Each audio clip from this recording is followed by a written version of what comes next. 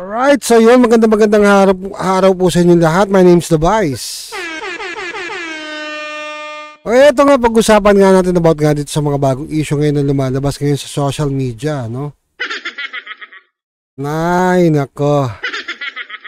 Eto na naman tayo, no? Eto nga mga kababayan, no? Nakita natin, ayan nga, si Meta. Naku po. Ayan, no? Meta to shut down messenger apps on Windows and Mac OS. Aray ko. Yari tayo dyan. Naka-OS pa naman tayo. Ay, ano, Windows. Hindi na pala ako naka-iPhone. Ano na lang pala ako ngayon, Android. Anyway, yun nga, ito nga yung pag-usapan nga natin about to. So, medyo maraming mga netizen or mga kababayan din natin ang medyo na ano rin sa issue na to. Hanggang December na nga lang nga po. Etong si Meta. So, kayo, sa tingin nyo, mga kababayan, tama po ba na alisin na ito? Or, diba? Or wag naman. Kasi, mahirap din talaga na, diba? Alam mo natin, gaano ka-importante yung messenger. Pero ako, tingin ko dito, kasi parang, may something. Siguro, bumitaw ang Windows or OS. Gusto nila gumamit ng ibang platform, yung mga, diba, user. Diba, yung mga user ng Windows. Ako kasi ginagamit ko, Viber. Tsaka, WhatsApp. No? Alright, kaya mga kababayan, sa tingin nyo, ano po ba talaga maganda? Tanggalin na po ba talaga ng Meta ang Meta? Kailangan na po ba talaga umalis siya sa Windows or sa Mac OS? Sa tingin nyo, pabor po ba kayo o hindi? Comment down below, no? At don't forget to like and share ang ating mga video ginagawa, no, sa araw-araw na ating video reaction, no? So binigyan lang natin 'to ng komentaryo, alright?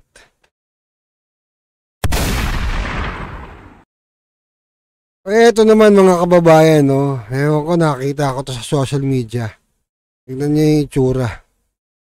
Kung maganda ba siya. Ito yung skyway na ginagawa dun sa Cavite. Ang pangit, no? Hindi ko nagustuhan, promise. Ano mo, lumiitas biglang lumaki yung kali. Parang no? Parang ahas na busog. Buti hindi naging buhaya. Yun lang naman. Napansin ko lang to, no? Kayo mga kababayan, sa tingin nyo, tama po ba yung magkakagawa or parang sa akin ang pangit tignan eh. Samantalang sa mga ibang sa kagaya sa mga 'di ba, sa mga probinsya, 'di ba? Like sa Davao. Ang ganda-ganda ng nila. Pagdating sa Cavite, iba. Sabagay, Cavite yan eh. Tanongin niyo na lang yung mga Remulla. No comment na tayo dyan. Basta ako naganda, ang pangit. Pangit tignan. Tapos pupunta pa dyan si Marcos Jr. Para pag malaki niya yan, pangit. Promise. Tapos babaybayin nila, nakasakay siya sa likod ng pickup. No? Parang sagwaho tignan. Alaman lang ka design, no?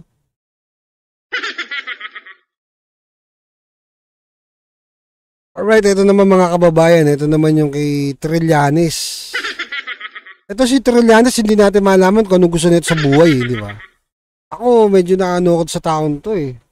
Pag nakikita ako, parang alibadbaran yun.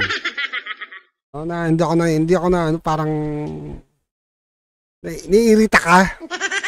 Kayo, ganun din ba? Ako, naiirita ako eh. Ito, panoorin natin yung niya.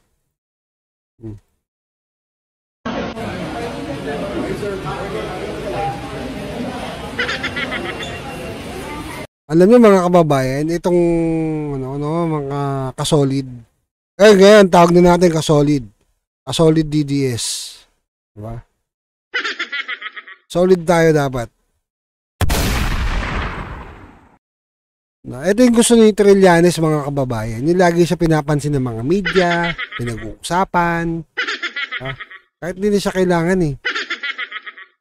Ito yung ano yun, nag-file yata siya ng Flander case laban kay Bongo tsaka kay former president.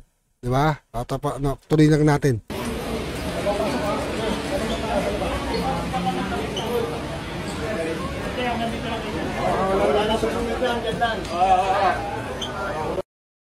Ano? Dadaan. Akala mo napaka-importanteng tao eh, no?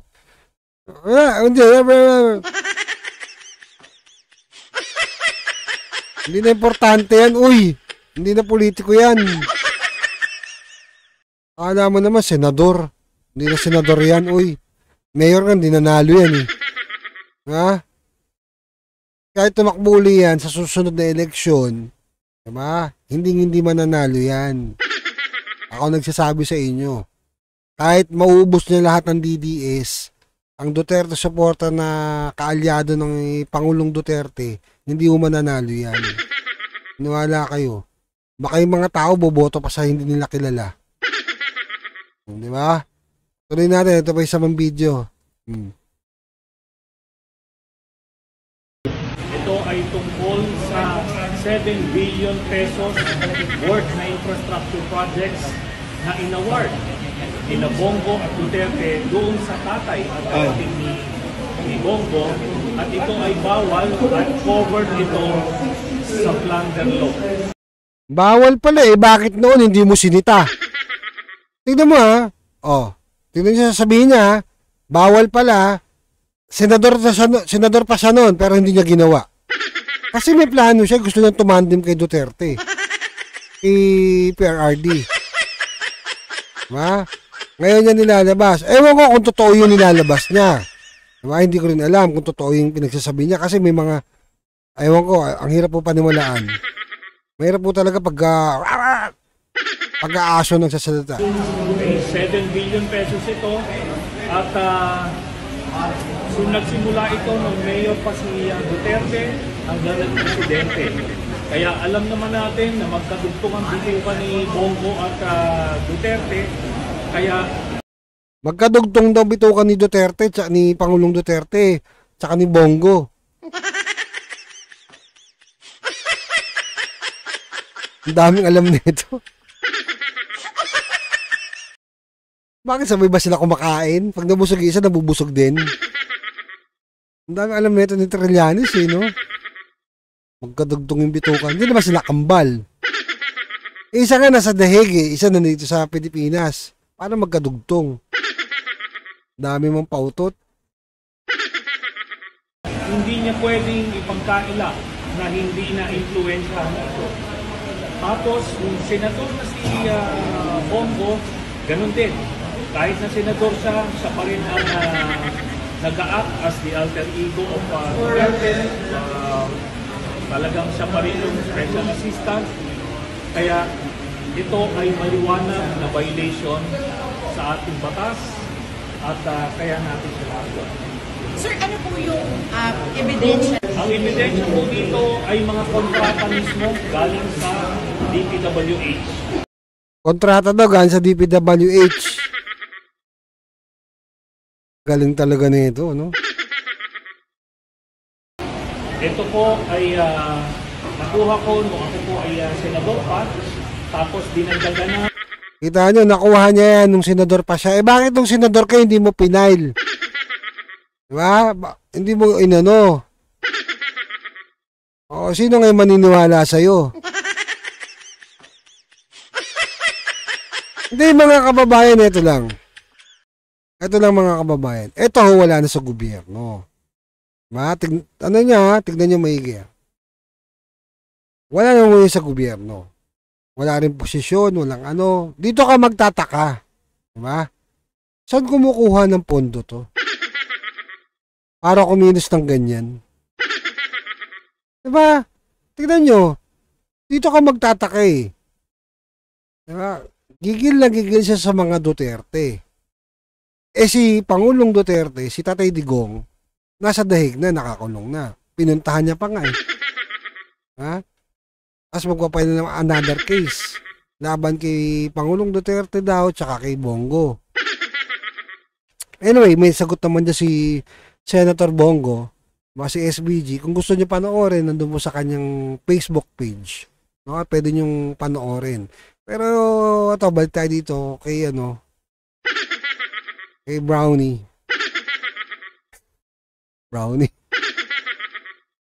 Ayun nga, di ba?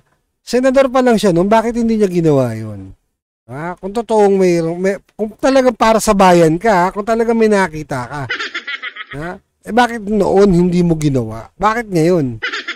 Halatang political nito eh. Halata, di ba? Halata masyado na dahil sa politika.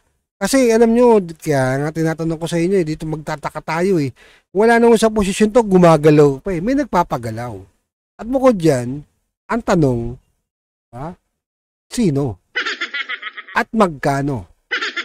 Saan galing ang pondo? Tandaan niya, ako nagtatanong lang. Sino nagpapagalaw dito? At magkano? Wala nang posisyon sa gobyerno to, pero lintik to makaano eh. Patuloy natin. Nung iba pang mga dokumento nung natapos na ako sa pagkasenador. Bakit ito? Diba? Hindi mo pwede. Nung natapos daw siya sa pagkasenador, kaya nga naka-isang term ka lang eh. Hindi ka na nakaulit eh. Tapos, mantakin mo, gusto mong tumakbong vice-presidente. Inayawan ka ni Pangulong Duterte, kaya galit ka. Bukod doon, may mga kinagalit pa yan. Susunod, reveal natin yung kinagalit niya. Bukod doon sa tinanggihan siya na maging vice-presidente. Taas ang pangarap eh, no? Tuloy. Bigyan ng kontrata yung tatay at kapatid mo. Ang nakalagay sa ating batas, the fourth degree of consanguinity and affinity. Pero ito, first degree ito. Tatay ito at kapatid. At hindi niya pwedeng sabihin na ang kulit mo, bakit noon hindi mo pa hinarang? Kung totoo yung pinagsasabi mo. Maniniwala pa ba tayo dito? Yung nakaraan na sandamakmak na papel yung dala niyan eh. Parang pahihirapan mo, parang gusto mo mag-review yung judge eh. Basahin mo lahat to. Okay, ngayon, nakaupo, siyempre, sa ombudsman, si Remulla. Siyempre, Nongga. Dumidikit na sa administrasyon yan eh. Hindi niya mapipili kamag-anak niya. Kasi hindi ito basta-basta kamag-anak. Kapatid at tatay ito. Tapos, halos 200 contracts ito. Sa City Hall ng Davao hanggang sa sila ay presidente na. So, yun. So, kita niyo yan, mga kababayan. Binanggit niya pa hanggang sa City Hall ng Davao. Nakakaya naman sa mga supporter nito ni Trillanes. Meron pa ba? Ang na lang yung sumusuporta dyan eh. Tandaan niyo mga kababayan ito lang yung nito, yung pagsita niya sa Davao, di ba? Nakita niyo naman po, di ba? Ito mga nakaraan. Ang Ayala Lands gusto invest. Gusto magnegosyo sa Davao. Bakit sa Davao? Meron naman Maynila. May Makati. May Taguig. Although may mga negosyo na sila ron. Meron din sila negosyo sa Muntinlupa. O sa ibang city na lang. Sa Pasig. Mas palawakan nila yung mga negosyo nila sa Metro Manila. Or sa Cebu. Bakit napili sa Davao? Nakita niyo yung sitwasyon? Kasi nakita ng mga kababayan natin gaano kaganda sa Davao. Gaano kaayos, 'di ba? Gaano ka, 'di ba, ka disiplinado ang tao, 'di ba? May video nga ako napanood eh. Manilenyo din sa kagaya ko, taga Manila. Sabi niya, Pagdating dito, humihinto yung mga sasakyan, talagang hindi lumalagpas sa pedestrian lane. Di ba? Nakita niyo yun? Yung mga sasakyan talagang humihinto sa pedestrian lane. Hindi sila lumalagpas. Hindi gaya dito sa Metro Manila. Ayun na, dilaw na, hinahabol pa. Rat-rat pa. Ha? Ito si Trillanes, hindi mo malaman kung ano meron sa utak nito eh. Ito ba? Ayun sabi niya. Kay Senator Bongo. Ayan. Lakayan lang muna natin. Para makabasa nyo. Ayan. Si Bato de la Rosa, yung susunod na aarestuhin ng International Criminal Court. Tapos si Bongo, mga next year. Ayop, may timeline, no? Ang lupit, no? May timeline. Si Bato muna daw. Tapos susunod daw si Senator Go, mga next year. Panindigan mo na may kinalaman sila. Kasi, yung kay Pangulong Duterte, alam naman ho natin mga kababayan. May video tayo nun na Senate hearing bago po. Galing kay ano yun, yung sa Senate hearing ni Senator Marcoleta. Nakita niyo to, di ba? Iniisa-isa nila lahat ng mga kaalyado ng Duterte. Kahit na alam mo natin na, di ba, hindi nila kayang tibagin ng Duterte. Ha? O, eto naman mga kababayan. O, ito mga kasolid. Ayan, mga kasolid DDS, no? Panoorin natin to, yung live ni, no? Shoutout kay, no? At, ito, kay Attorney Jimmy Bondoc. Alright. Ito, kinuha natin yung video, tsaka natin bigyan ng reaksyon, no? At credit to owner to Sir Jimmy Bondoc, Attorney Jimmy Bondoc. Panoorin natin. Magandang gabi po. Mabilis na live lang. Gusto ko lang pakita sa inyo yung mga seatmate ko ngayon. Magparami lang muna tayo bago ko kasi sila pakita sa inyo. Nandito po kami ngayon sa Mary Grace. Mary full of grace. Gusto ko lang kayong pasayahin dahil alam ko mga fans kayo nitong aking mga kasama ngayon. Yung una papakita ko na. Kasama ko ang aking partner. Si Bob Entorion. Attorney Bob Entorion. Magandang gabi. Bayan. Magandang gabi. Yun, no? Pilipinas. Konti pa yung mamaya yan. Daan-daan na yan. Patamihin natin. Magandang gabi po sa inyo. Para sa bayan ito, na meeting. May meeting lang po kami. Meron pa kami ibang kasama na, ayan, dumadami na. Dumadami.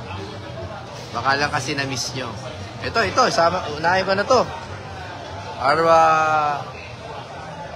Panay Island Contingent. Kasama po natin si Attorney JB Hindo. Mayong gabi sa tanan. Kasama natin yung mga abogado ng Team DDS. Puro abogado pala to. Oo, mga abogado. No? So, nandito. Dito nga tayo magtatake, puro abogado yung tumakbo sa Duterte, di ba? Noong nakaraan midterm election, itong 2025, nakatatapos lang. Tapos yung mga nagsitakbon, ewan ko. Agaw ni Pambindot. Mga komedyante. Yung mga tumakatakbo, mga parang di mo alam saan galing. Yung isa, 24 years na sa Senado eh. Hindi lang. 3 dekada na yata. Patuloy natin to. Ito kami kasi meron kaming ibibigay na sulat sa Senado. Hingin natin na maging malinis at patas ang susunod na eleksyon. Kaya At yung nakaraan. Yung buklatin natin. Sa pamaraan na kailangan dapat magkaroon ng manual counting sa precinct level moving forward. Kasi hindi natin nasisigurado how accurate. Tama naman yun, magkaroon ng manual counting. Kung si Marcos nga, di ba? Kung si Marcos, di ba nagpa-manual count? Di ba yung laban nila ni Robredo nagpa-manual? Tuloy natin. Yung vote counting machine. natin lumihis eh. Pumunta sa data center 3. Yeah, maraming diba? violation, maraming violation. Online Kaya, voting. At bukod dito, may binura sila, di ba? Dapat talaga manual count yan, di ba? Manual count para malaman natin kung talaga sino yung mga nanalo. Bago matapos nung taon na to, dapat ma-manual count na yan. Day. Online voting. tama. At yung argumento nga namin sa pangunguna ni Atty. Torion, yung batas ay sinasabi dapat manual counting sa precinct level. So that's why dapat masunod yun. And now, yan, marami na kayo. Ang huli nating kasama, ito. Mailap to, bihira nyo makikita to. Pero libo-libo nanonood sa page nito. Oh, patay kayo dyan. Maayong gabi sa tanan, magandang gabi, good evening to everyone, and welcome to Jimmy Bondok Live. Vic Rod, Atty. Vic Rod. Kami po ay nag-uusap-usap kung paano aayusin ang ating electoral process. Ito, si Atty. Bobby Torion, who really, we have to give full credit. Talagang is doing all the brunt work, no? But we also are asking for your help to make an open call sa Senado na panahon na natapusin natin at tuldukan yung tuwing halalan ay meron pong massive disenfranchisement of voters at yung hindi nabibilang ng tama yung boto. Kailangan nating manawagan sa Senado na gawin na ito sa lalong madaling panahon nang hindi naman nila salaulain at nakawin muli ang boto pagdating ng 2020. Tulungan niyo po kami.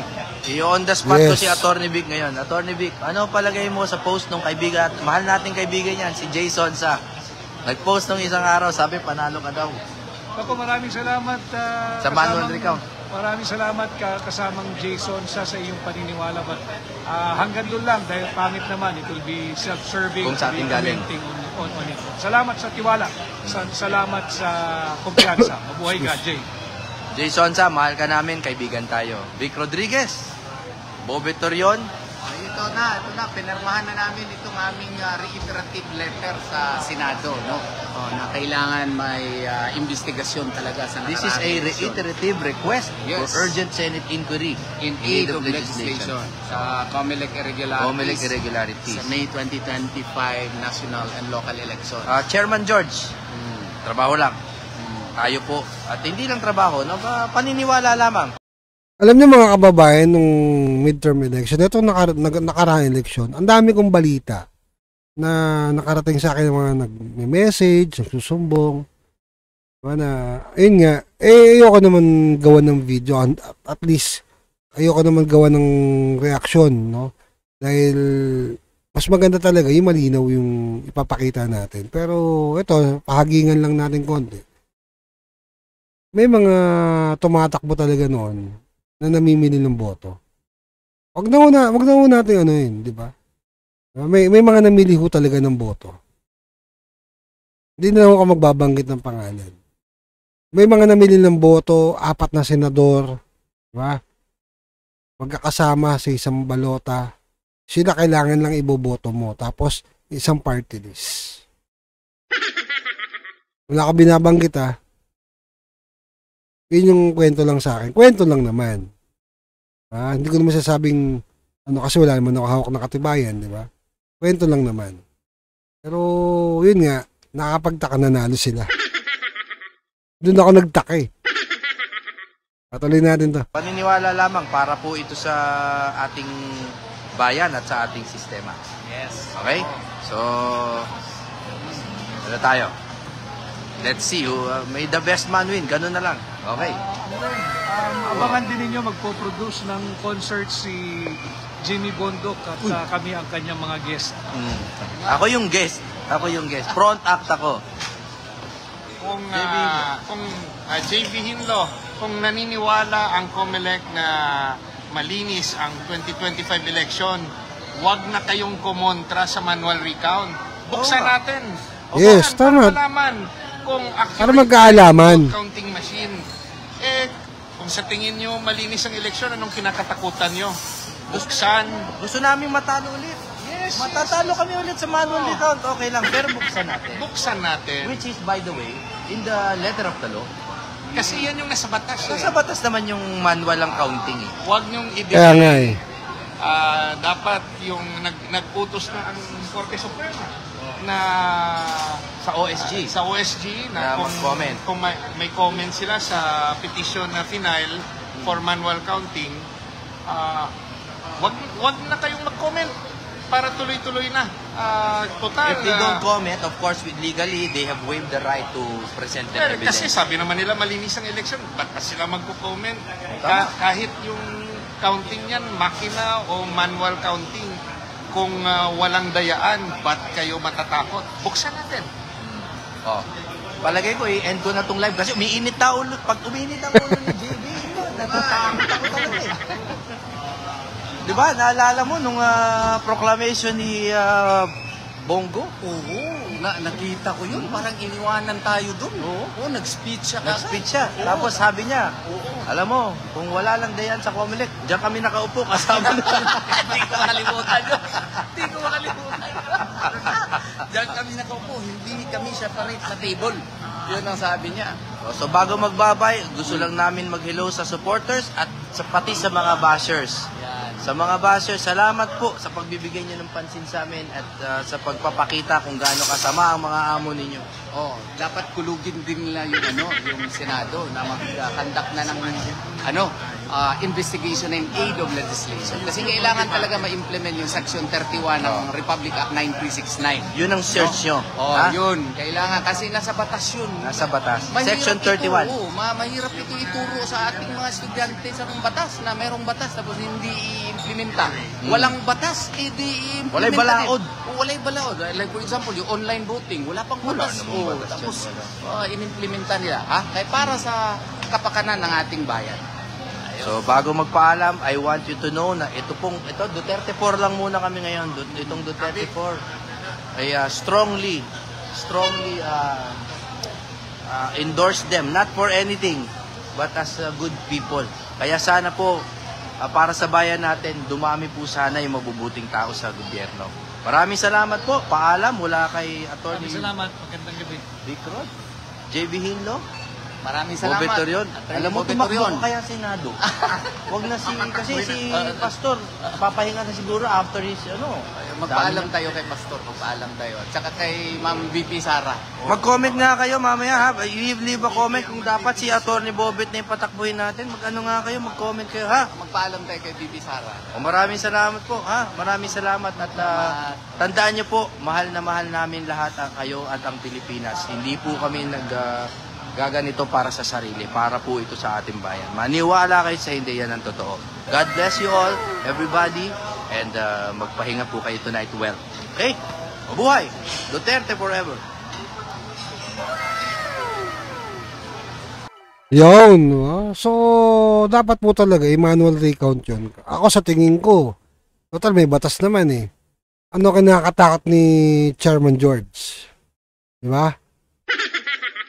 I-manual recount nyo kung talagang walang kalokohan na nangyari. Ano na ho tayo din? Alam mo natin yung mga nangyari. Si Abante nga biglang nanalo. Alright. Ito na yung finale natin kay Senator Mark Coleta. Ito, panoorin natin mga kababayan. So pinipili nyo yung gusto nyo i-process. Paano natin, sila lamang ang nakapag-identify initially ng 17 congressmen. At doon sa kanilang mga testimony, lumalabas na rin ang pangalan ni Saldico and Martin Romualdez. Ngayon, kung ayaw ninyong bigyan sila ng protection under that law, kaya siguro umayaw na sila sa ICI. So what is their status now? Kasi magtataka sa mga to eh. Bakit nila kailangan pagtakpan? Di naman sa pag-ano, halatang-halata na. Masyado na ho kayo halata. Sa totoo lang, masyado na po kayong halata. Hindi, sa totoo lang. Hindi ho. Promise. Halatang-halata na ho kayo. Isipin mo, i-witness gagawin mo, tinuturo ng diba, ng mga kontraktor, gagawin mong tinuturo tapos ang mangyayari witness. Saka nakakita ng ganun. Tapos yung contractor nag-a-apply ng witness. Oh. DOJ, are you insisting that they restitute? How much? How do you compute it? Ayun ang tanong, how much? Todas. Yari na. Patuloy. If I may, Your Honor. Oh, yes. If I may, Your Honor, to be consistent, the Department of Justice. No, you are not consistent from the beginning. Huwag mo sasabihin yung to be consistent. Okay. There is no consistency here. Sige. Magkano ang gusto nyong restitute nila in the first place? Okay. Wala pa po sa estado na ganon. So mga tweet, hindi mapoprocess talaga yan. Pinoproseso po namin, Your Honor, yung kanyang application. How can you process the application, Mr. Chair, if you are providing another requisite which is not even written in the law? You are imagining something that is not within the law. You are Department of Justice. Ito yung sinasabi ko sa inyo. You're supposed to be the chief. Pwede ho bang magdagdag, Your Honor? Halimbawa po, sa pagitan po ng pagpapalitan ng statement mula sa witness, sinabi ng isang witness, 'di ba? Kasama ako sa sindikatong ito. 'Di ba? At dahil sa kumita ako dito sa pagsali ko sa sindikatong ito, kumita ako ng 10 milyon. Kuwasa ho ba naman hindi pa kukuhanin ng DOJ bago siya matanggap sa Witness Protection Program? Mga practical na aspeto lang po, Your Honor. So ano nga sinabi sa inyo ng mga diskaya? Na-determine ninyo kung magkano ang kinita nila? Diba? Kaya po, Your Honor... Hindi nga, nakuha nyo na ba? Did they admit to you na sila ay nangulimbat ng ganito karaming pera? I have to explain myself. Opo. Hindi ko dinidepensa ng mga taong yon. Opo. Ginawa ko lamang yon doon sa nalalaman ko na ma-identify natin ang pinaka-mastermind dito. Yun! Wala nang iba. Opo. Kung gusto nyong ang ma-identify puro butete at saka sapsap, bahala na kayo sa buhay nyo. Kasi malapit na, kung tutusin talaga, malapit na ma-identify kung sino talaga yung mga mastermind. Yeah? Dito sa corruption na to. Tandaan nyo hindi lang ito sa DPWH nangyayari. Ulitin ko, hindi lang sa DPWH nangyayari to. Nangyayari rin ito sa ibang ahensya ng gobyerno. Diba? Meron tayong, alam mo yun, yung old post na na, biruin nyo, security guard, may perang 10 million. Pusang gala, nagulat ako doon, 10 million, nung nakita ko yung repost ko na yun. Security guard na meron 10 million. Mag-security guard na lang din kaya ako. Hindi, mas maganda contractor. Joke lang. Patuloy natin. Gusto rin po namin, Your Honor. Gusto nyo pala eh. Opo. Why are you putting a requirement that is not within the law? Yun. Na natin sila pag na-prosecute na natin yung mandarambong, na-prosecute na natin yung mastermind. Bakit? Makakalampas ba sila sa civil liability? Of course, Correct. the court will, in proper time, adjudicate kung anong dapat nilang isoli sa gobyerno. That is the only time when restitution can be done. Kasi mayroong court order eh. Pero sa ngayon, will you abuse your discretion na kaya niyong gawin ito kahit na wala sa batas? How can the Department of Justice do that? You're supposed to be the embodiment of justice. Yun, di ba? Kaya nga hindi tayo nagkamali dyan sa pagboto kay Senator Marcoleta. Mantakin nyo, di ba? Ganun mag-isip ang isang Senator Marcoleta. At bukod nga dyan, mga kababayan, nakita nyo naman, di ba? Hindi, kung gusto nga naman ninyo, natin, na makuha yung pinakamalaking isda, di ba? Dapat sana hindi ganito yung sistema. Kasi sabi nga ni Marcoleta puro butete tsaka sapsap yung mahuhuli. Ang payat na sapsap. Matinik yun Matinik yung mandarambong yun. Saka dapat talaga mga kababayan, maisoli talaga yung pera na nakulimbat nila. Hindi lang yung mga kontraktor, kundi yung pinaka-mastermind. Di ba? Antakin nyo Si Romualdez sa kabili ng 2 airplane. Tapos, yung nga sabi ni Kong Pulong ayun, tama ba ni Kong Pulong? Oo. Hindi, ni Basti yata. Ang asset niya, di ba, millions lang ngayon, billions na. Ang tindi. Malupit, di ba? Ayaw na humusga. Ito pa, panoorin natin to. Ito pa, last. You cannot use this one because of the absence of an extradition law and treaty. That is the point here. Guys, ito yung mga kasolid. Ito yung issue naman kay Pangulong Duterte. Diba? DOJ naman to. Yung kanina, DOJ din, pero ito DOJ pa rin. Panoorin natin paano sinabon. And Your Honor, that is the subject matter or among one of the issues that we raised that is being discussed in the Supreme Court petitions that were filed. Pero nangyari sabi ni sino ba yan sa NBI?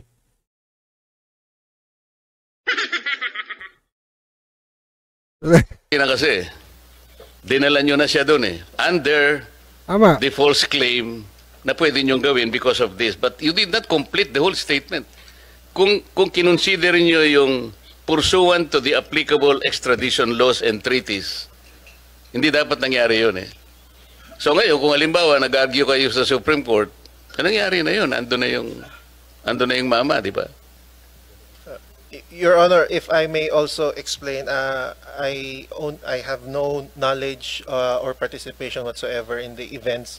Hindi, okay naman yun. Kaya tinuro ka kasi ni...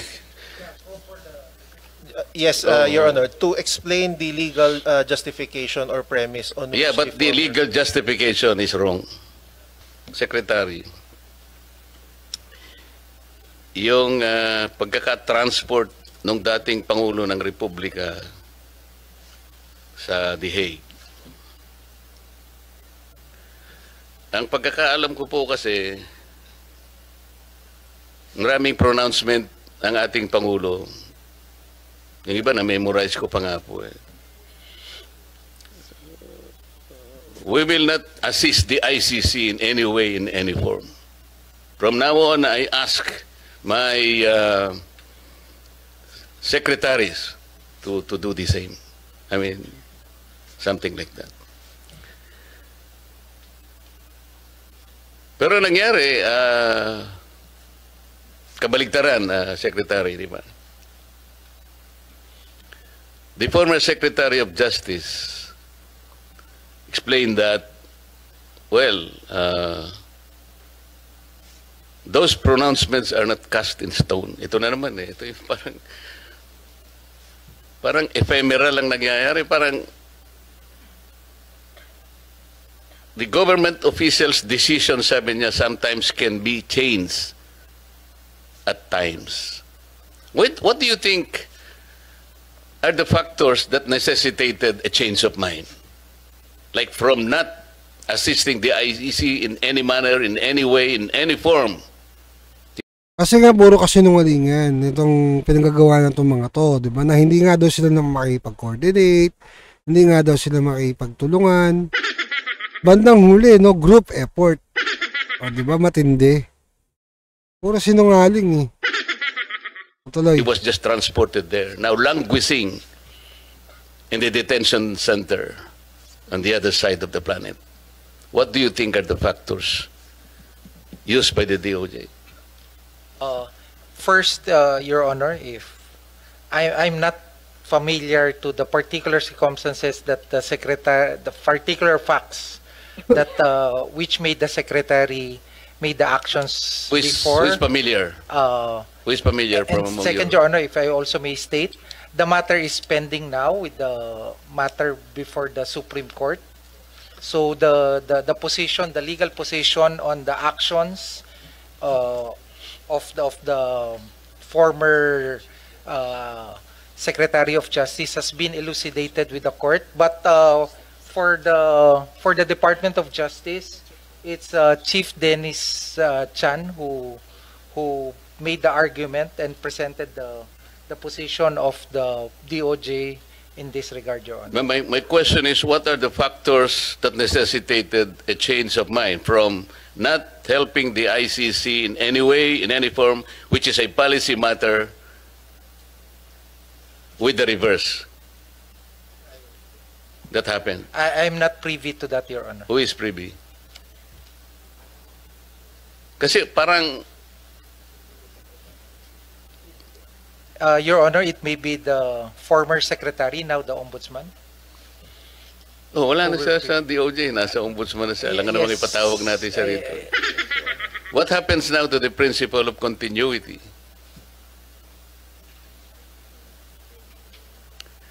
Well, people might say and suspect that, even policy matters can be changed by mere whims or caprices, which are not probably based on sound legal basis. You are familiar with Republic Act 9851. This is our Philippine Act on crimes against international humanitarian law, genocide, and other crimes against humanity. Not so familiar with that. 9851, Your Honor. Kasi, Secretary, under that law, ang jurisdiction po ng mga tao na nagkasala under this law, under Section 17 of that law, the state shall exercise jurisdiction over persons, whether military or civilian, suspected or accused of a crime defined and penalized under the Act, regardless of where the crime is committed, provided any of the following conditions is met. The accused is a Filipino citizen. The accused, regardless of citizenship or residence, is present in the Philippines, or the accused has committed the said crime against a Filipino citizen. So if these are the assumptions in the law, ang Pilipinas ay may jurisdiction. And under Section 18, the Philippine courts, prosecution, and investigators, the regional trial courts of the Philippines, shall have original and exclusive jurisdiction over the crimes punishable under this Act. Ngayon po, if we consider the applicability of this law, bakit po na-transport yung dating Pangulo natin at hindi natin nilitis sa sarili po nating jurisdiction? If with permission of the Honorable, may I refer to the Chief Dennis Chan?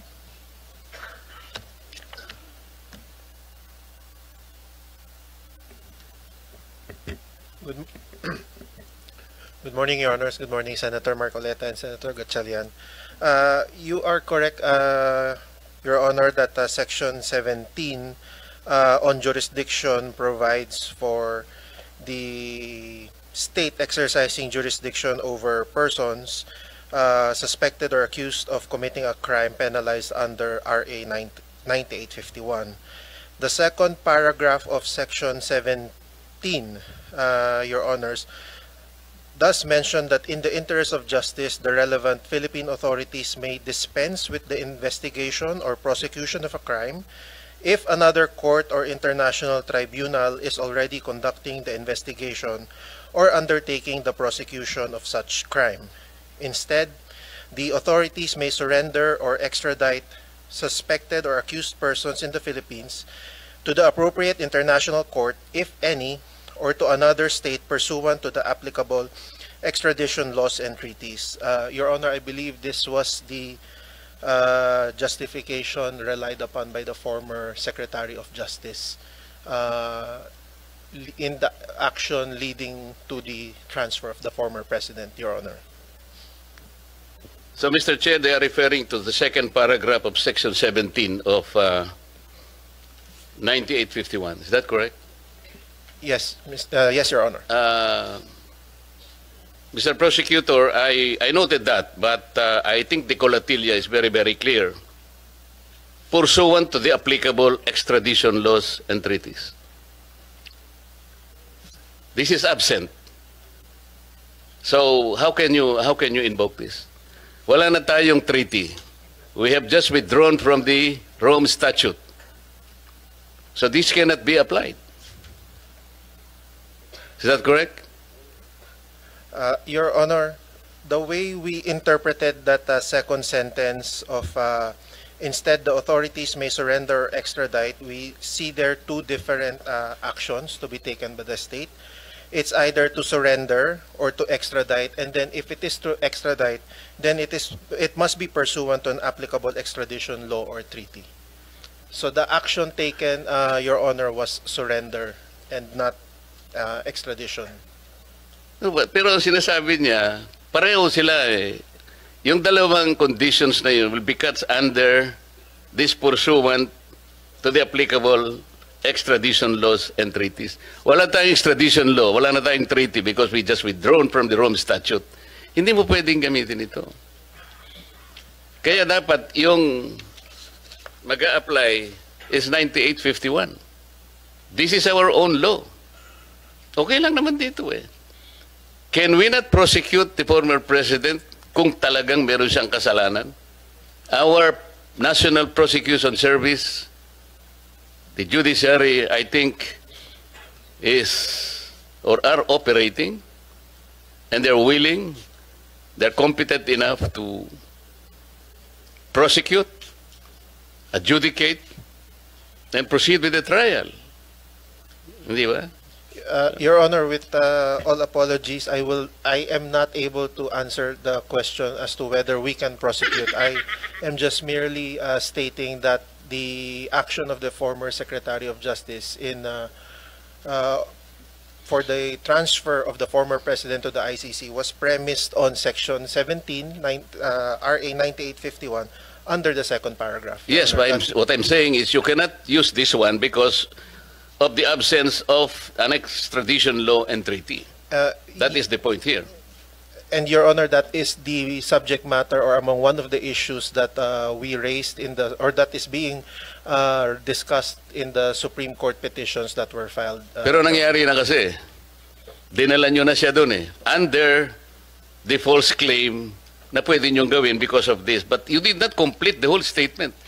Kung kinonsider nyo yung pursuant to the applicable extradition laws and treaties, hindi dapat nangyari yun eh. So ngayon, kung halimbawa nag-argue kayo sa Supreme Court, nangyari na yun, ando na yung mama, di ba?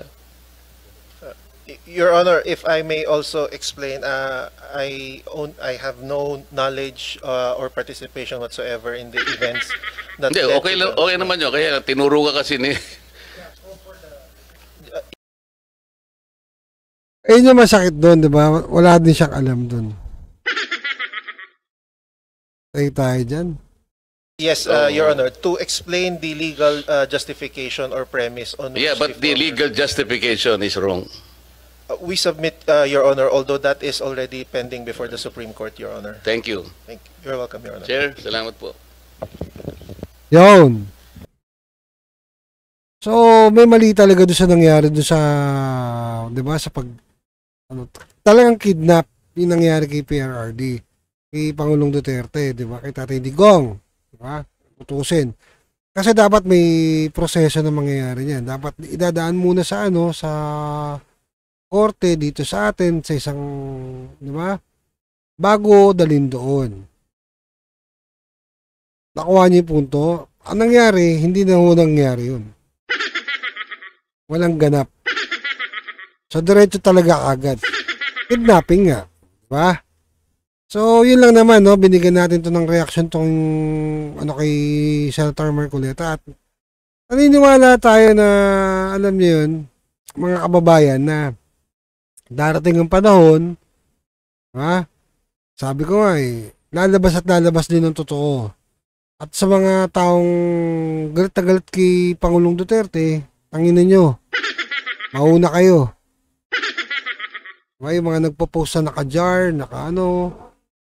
Alam mo, ako bilang supporter, di ba? Kung ano man yung mangyari kay Pangulong Duterte na nasa dahig siya, masakit yun.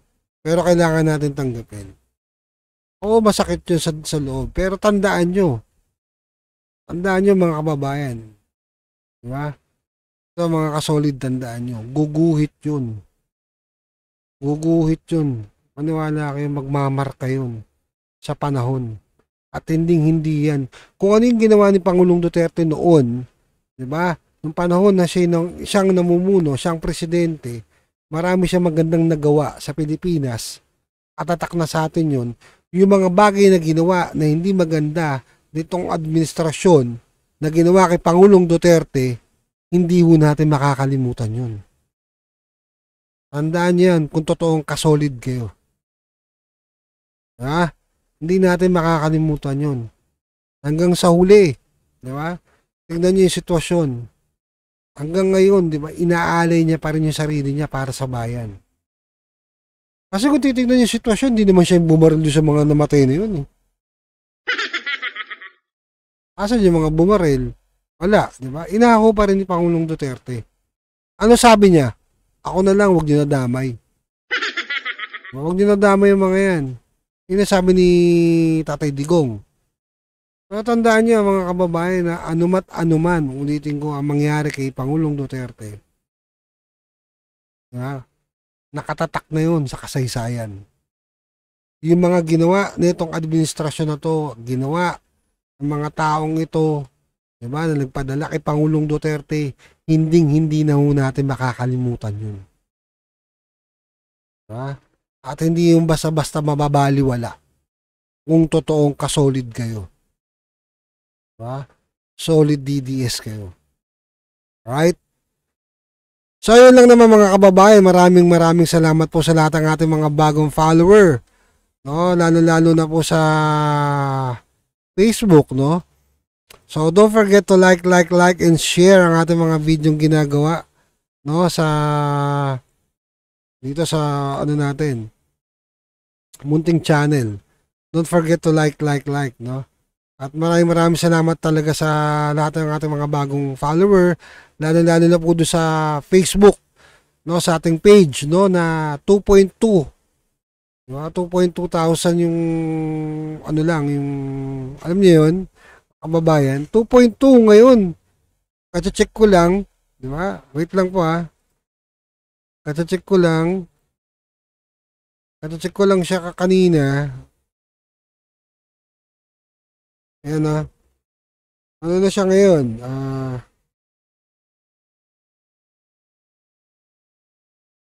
8.6.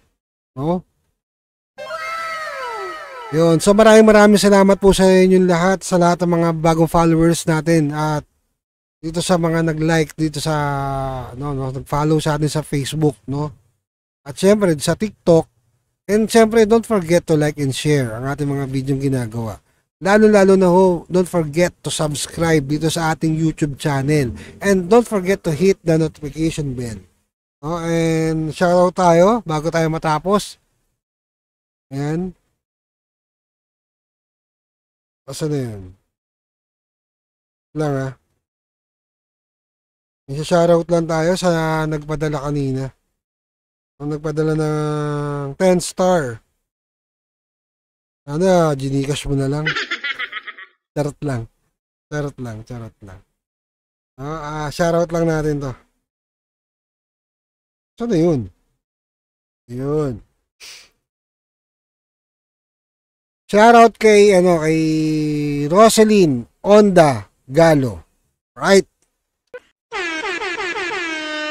Yan. Nag-send po siya ng 10 star kanina. So, yun, sa mga gusto pa pong mag-send, pwede naman. At ibaboss din natin yung Gcash number natin dito sa mga gusto mag-send or magbigay ng di ba? Pangkape dyan. Send nyo na lang ako sa Gcash. No, alright? So, don't forget to like, and share ang ating mga video dito sa ating Munting Channel DTV News. My name is The Vice at ingat kayo and God bless. Alright.